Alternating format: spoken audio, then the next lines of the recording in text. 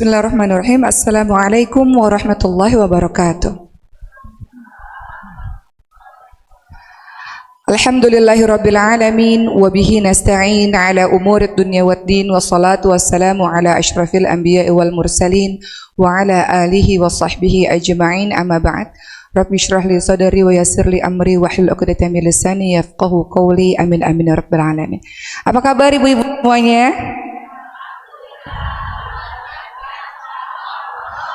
Oh, Masya Allah, semangat banget. Ini masyarakat Discovery aja atau ada yang dari Emerald, ada yang dari Kebayoran, ada yang dari mana-mana, ada?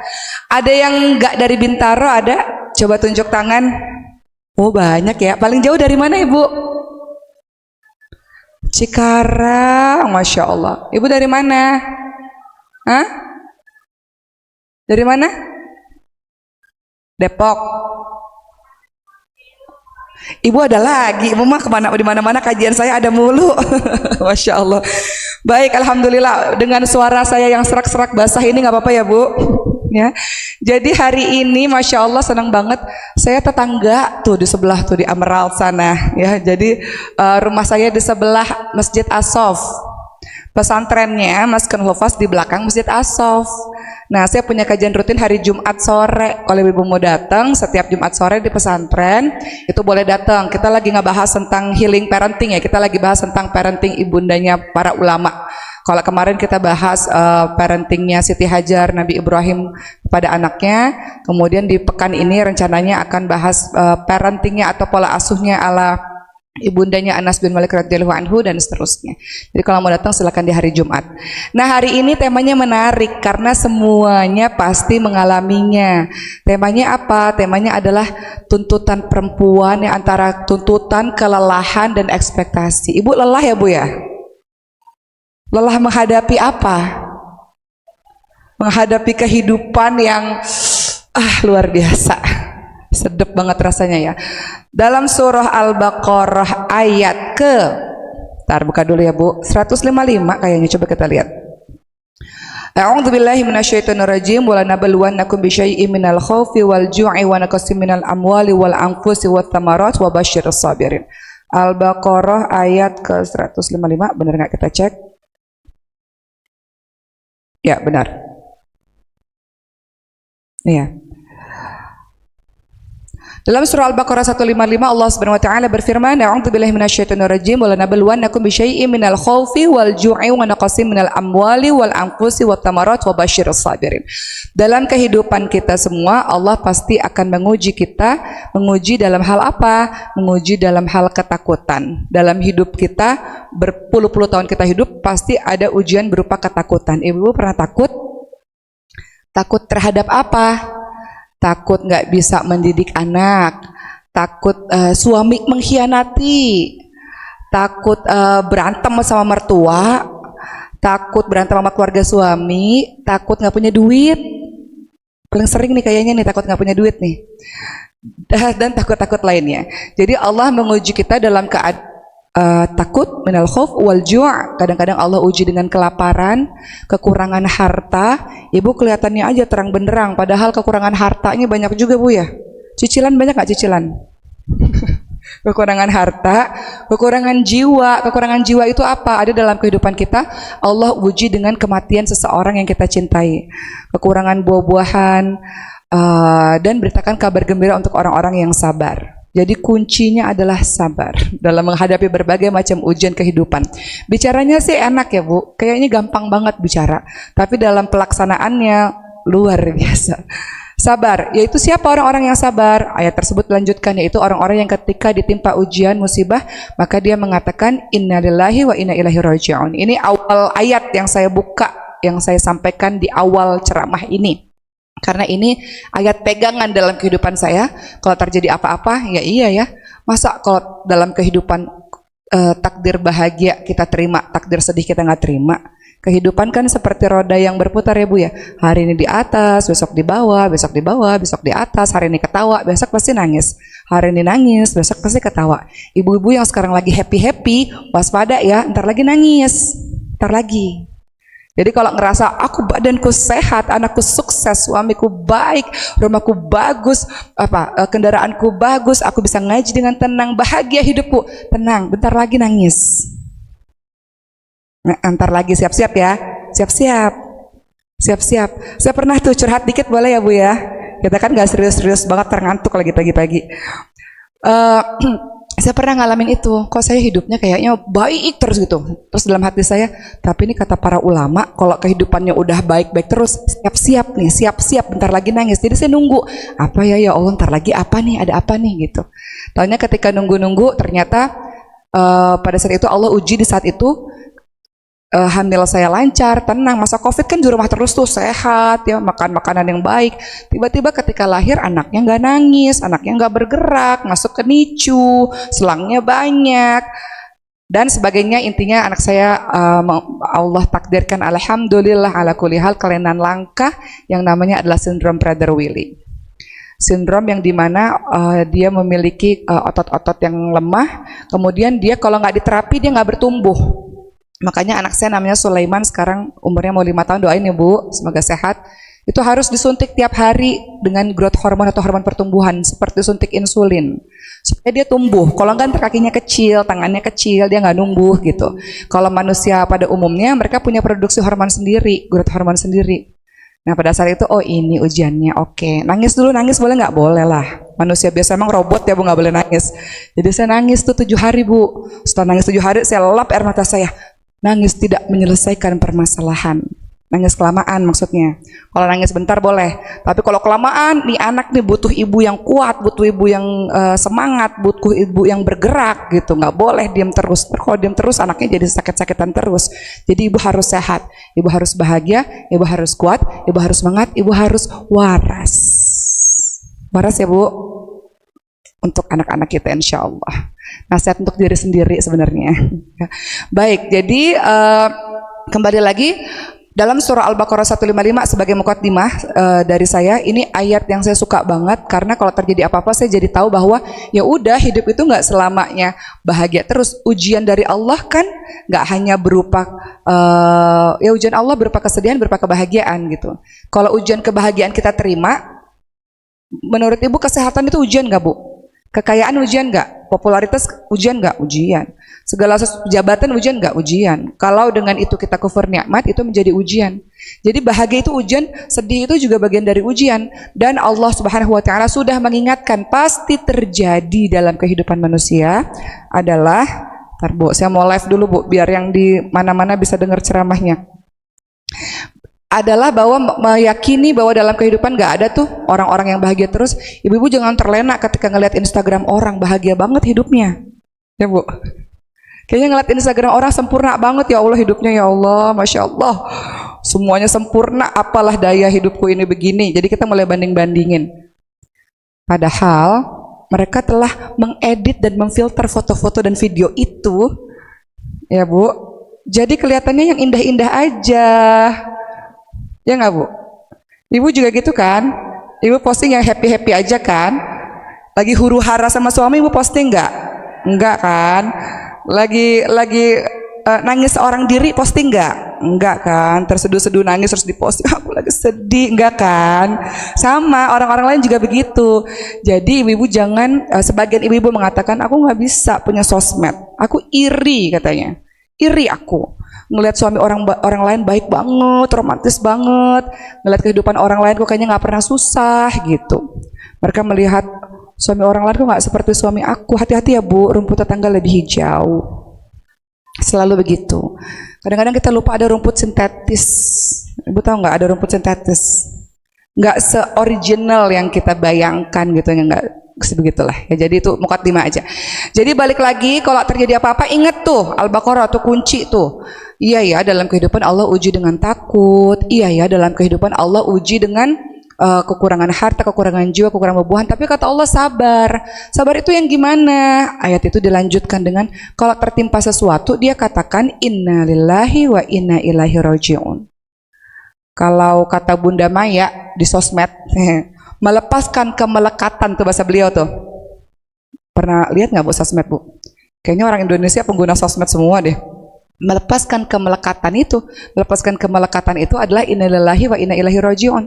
Melepaskan kemelekatan itu maksudnya apa sih? Ya udah, semuanya punya Allah dan akan kembali kepada Allah. Itu kunci yang paling utama dulu tuh, supaya kita ridha terhadap apapun yang terjadi pada diri kita. Memangnya itu punya ibu, memangnya rumah itu punya ibu-ibu semua, memangnya anak-anak punya ibu-ibu semua, memangnya suami punya ibu-ibu semua, memangnya badan kita punya kita sendiri. Enggak.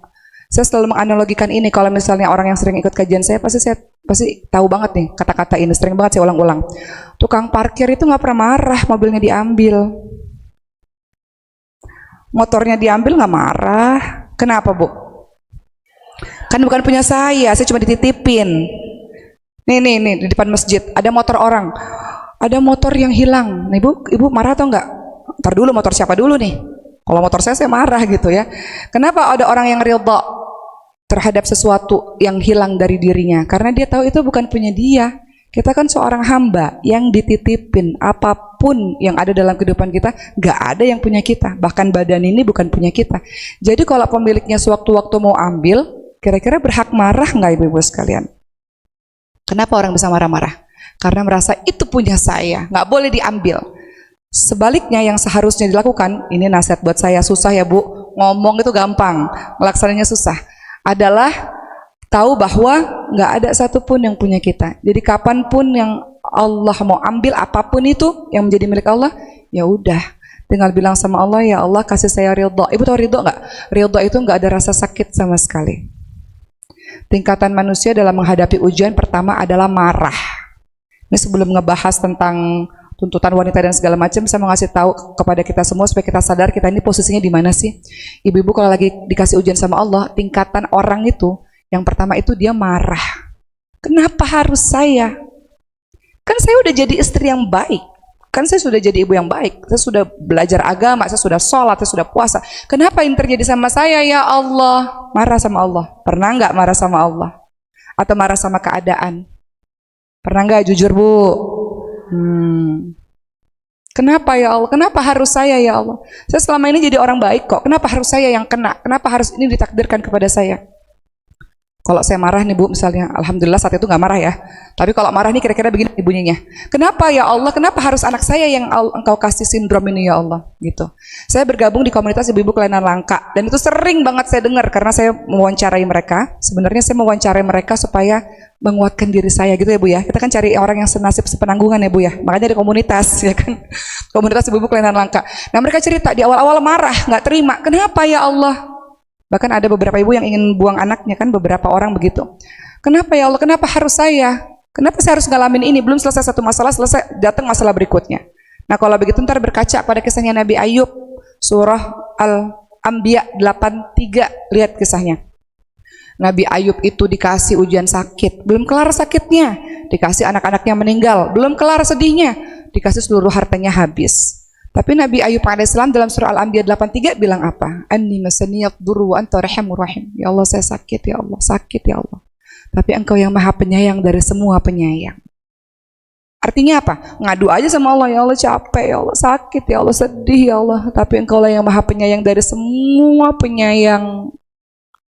Mungkin kemarin dikasih sehat lupa sama Allah, dikasih bahagia lupa sama Allah, dikasih kaya raya lupa sholat malam. Coba deh jujur, kalau lagi sedih pasti nangisnya lebih menghayati, benar nggak ibu-ibu sekalian? Kalau lagi nggak punya duit, lagi sedih sama suami, lagi sedih sama anak-anak, lagi berantem sama siapa, ntar di sepertiga malam tuh bisa terseduh-seduh gitu. Coba kalau lagi kaya, lagi sehat, lagi semuanya baik-baik aja, ya udah sholat aja gitu, nggak ada tuh air mata yang ngalir. Nah kadang-kadang Allah rindu, mana nih air matanya nggak ngalir-ngalir nih, nggak ngerintih-ngerintih lagi nih. Padahal Allah datang setiap saat di sepertiga malam terakhir, Allah turun ke langit dunia. Allah nunggu, mana nih? Karena kita happy, kita lupa. Giliran kita sedih, kita datang. Makanya Allah kasih sedih aja, biar datang lagi, biar nangis lagi, biar merintih lagi gitu.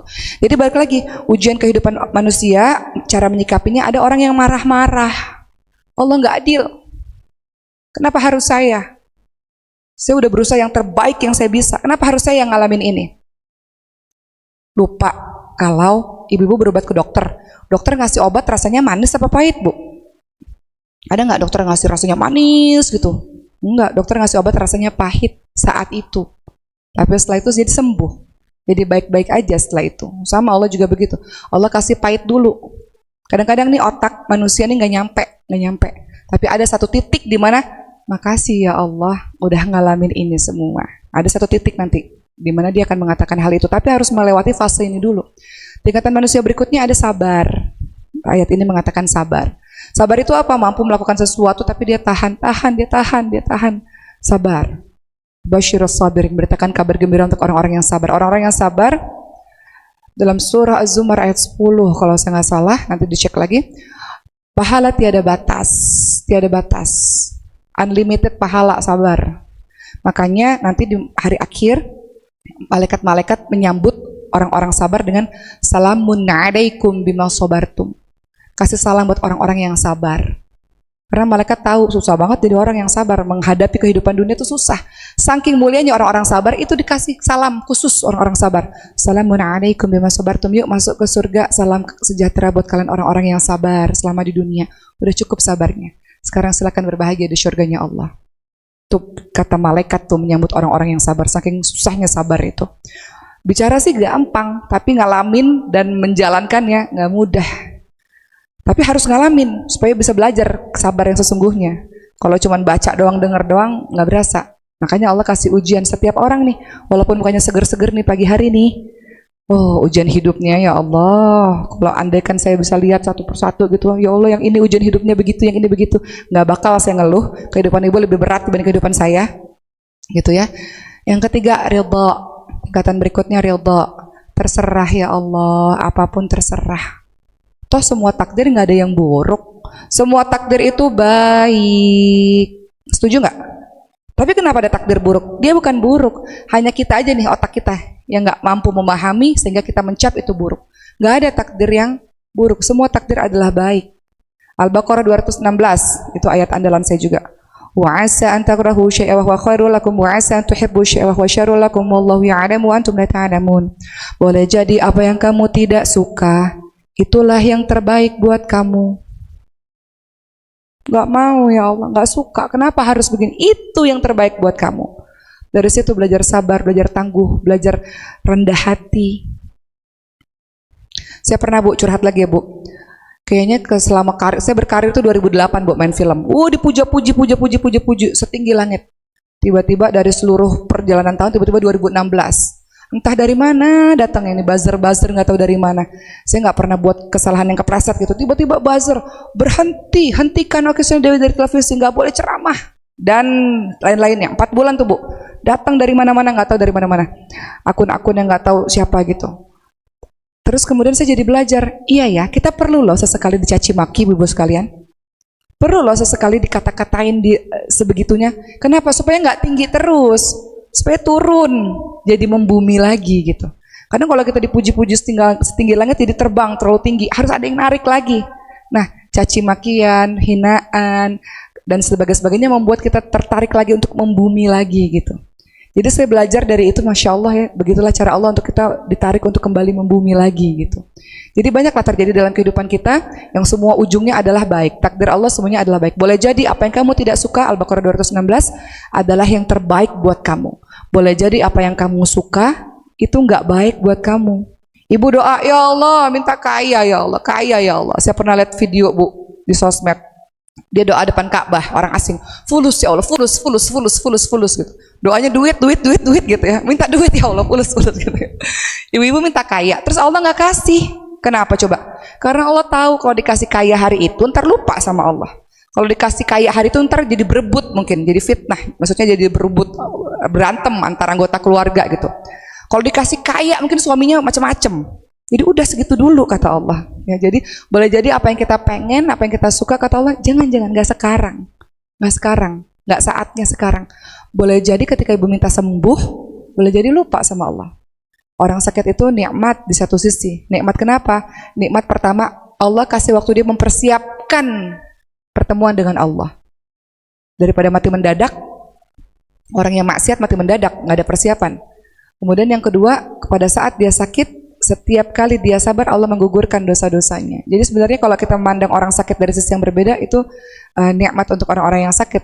Walaupun berat ya perjalanannya Bu. Saya menghadapi ibu saya sakit dari usia saya 15 tahun, ibu saya autoimun pemphigus vulgaris yang kulitnya melepuh semua gitu sampai hari ini. Dan panjang ceritanya, kemarin serangan jantung dan sebagainya. Ya begitu ya Bu ya. Jadi tingkatan yang berikutnya yang ketiga ridho, nggak sakit. Caranya gimana nggak sakit? Ya minta sama Allah, ya Allah, ridho ya Allah. Ibu-ibu di Gaza, kalau bisa lihat videonya di sini nggak, saya belum siapin videonya. Kata-kata ibu-ibu di Gaza apa? Ya Allah, alhamdulillah ya Allah, anak saya syahid. Pernah lihat nggak videonya? Anak saya syahid ya Allah, alhamdulillah, segala puji bagimu ya Allah. Ya Allah, rumah saya hilang ya Allah, nggak ada rumah ya Allah, alhamdulillah ya Allah. Bahkan kalau belum cukup ya Allah, ambil diriku sepanjang kau ridha ya Allah, alhamdulillah ya Allah. Pernah nggak ngeliat video itu? Banyak loh orang-orang tertarik kepada Islam ketika melihat kok bisa ya orang setangguh itu dikasih ujian malah alhamdulillah. Pernah nggak Bu dikasih ujian alhamdulillah? Segala puji bagimu ya Allah, alhamdulillah. Makanya kalau orang sedih, kata Rasulullah bilangnya alhamdulillah ala kulli hal. Segala puji bagimu ya Allah untuk semua keadaan. Engkau yang maha baik ya Allah. Aku ini hamba ya Allah, terserah Engkau. Terserah. Cuman kasih aku kekuatan ya Allah untuk bisa melaluinya. Semua yang terjadi dalam kehidupan kita, ibu-ibu sering dengar ini. Bahkan daun yang berguguran dari pohonnya, itu semua atas izin Allah. Ada orang nyakitin kita, itu sudah atas izin Allah, sudah takdir Allah. Hari itu, jam segitu, detik itu, dia nyakitin kita. Ya udah, apa yang mau kita lakukan? Terima takdir Allah. Ridho. Ridho apa? Nggak sakit. Ya Allah, nggak sakit ya Allah. Saya pernah sakit nggak? Ya pernah lah, manusia biasa Bu. Kalau ngomong mah gampang ya. Dalam pelaksanaannya pernah juga. Ketika saya sakit gimana? Saya cuma pegang hati saya nih. Ya Allah sakitnya ya Allah. Gitu. Ya Allah sembuhin ya Allah, sembuhin. Ya Allah sembuhin gitu. Dipegang-pegang gitu, dielus-elus, sakit ya rasanya itu sakit gitu. Dielus aja. Ibu harus cinta diri sendiri sebelum cinta orang lain. Dirinya harus diperhatikan dulu sebelum kamu perhatikan orang lain. Sayangin dirinya gitu. Kadang-kadang saya gini, aduh saya sayang banget sama saya sayang banget sama diri saya sendiri ya Allah. Saya elus-elus aja, saya peluk diri sendiri ya Allah. Saya sayang banget sama diri saya sendiri gitu. Kadang-kadang mesti ngeliat kaca, kamu itu berharga, kamu baik hati, kamu itu cantik, kamu itu puji diri sendiri Bu. Ibu jangan bilang saya lemah, saya bodoh, saya nggak berharga, jangan begitu. Nggak boleh, pantang itu di lisan, nggak boleh. Harus ngeliat kaca tuh, hobi saya tuh ngeliat kaca. Saya gini. Oke kuat, oke hebat, oke baik, ayo bergerak lagi. Orang-orang tuh ngebutuhin kamu, anak-anak ngebutuhin kamu, umat butuhin kamu, ayo gitu. Bangkit lagi gitu. Makanya harus punya tombol happy, tombol sedih. Secepat itu berubahnya. Depan orang banyak, klik tombol happy. Ntar kalau udah di rumah, di kamar sendirian, klik tombol sedih. Gitu ibu-ibu sekalian. Nggak boleh depan orang. Misalnya nih saya datang ke sini, kan saya manusia biasa ya Bu. Emangnya saya nggak punya masalah, nggak punya kesedihan, punya. Tapi kalau saya datang, ibu-ibu jangan lupa untuk selalu berbahagia dalam kehidupan ibu-ibu semua. Supaya ibu selalu happy dan selalu waras. Kan nggak mungkin. Ya nggak Bu? Jadi ditekan dulu tombolnya, klik tombol happy. Happy deh, gitu. Gitu Bu. Saya mau cerita, banyak cerita ya saya hari ini ya, kayaknya dalil-dalilnya kurang nih kayaknya nih. Nggak apa-apa lah Bu ya, udah lama nggak pulang ke Indonesia jadi pengen curhat-curhatan. Saya baru berapa hari Bu di Indonesia, saya tinggal di Mesir Bu. Jadi ke Indonesia tuh cuma 2 bulan, cuman setahun tuh sekali, cuma 2 bulan gitu. Saya pernah cerita nih, ini cerita-cerita atau mau serius-serius nyatet nih? Cerita aja, kalau nyatet saya serius nih, nggak cerita-cerita. Ya udahlah cerita-cerita dulu ya Bu, nanti masuk lagi ke dalil-dalil ya. Saya ceramah di Islam itu indah Bu, dulu. Ada Ustadz Syam, nah Ustadz Syam ini sering cerita ke jamaah, jadi saya berani juga cerita. Kata Ustadz Syam gini, waktu awal-awal jadi penceramah itu, kata beliau, saya teringat satu nasihat dari Uma Oki katanya. Apapun yang terjadi, jemaah atau murid atau teman-teman tuh nggak mau tahu apapun yang terjadi pada dirimu. Kalau kita menyampaikan sesuatu ya orang maunya ya kita nyampein sesuatu tentang kebaikan kita sendiri, sedih gimana bisa. Jadi pernah dalam satu ketika beliau lagi ada masalah dalam kehidupan.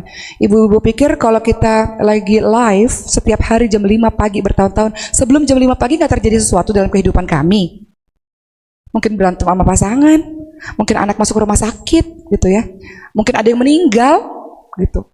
Kita nggak pernah tahu selama bertahun-tahun pasti ada kejadian sebelum jam 5 pagi itu. Benar nggak Bu? Di TV kan orang nggak mau tahu apa-apa. Orang taunya kita happy setiap saat.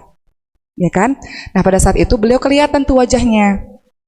Kemudian saya tegur, Ustadz, jemaah tuh nggak perlu tahu kita lagi sedih kah, kita lagi marah kah, kita lagi kesel kah. Yang jemaah mau tahu kita lagi nyampein sesuatu kebaikan. Oleh karena itu perlu namanya tombol happy dan tombol sedih. Ingat ya Bu, dalam kehidupan perlu tombol, pencet gitu. Depan orang tombol happy, depan Allah tombol sedih lagi gitu. Biarlah Allah jadi saksi kesedihan dan air mata ibu-ibu sekalian. Siapa yang menguatkan? Allah Subhanahu wa taala. Siapa yang membuat tertawa dan bahagia? Allah Subhanahu wa taala. Jadi tombol sedihnya sama Allah aja, nangis-nangisnya sama Allah aja. Nah, menurut beliau itu nasihat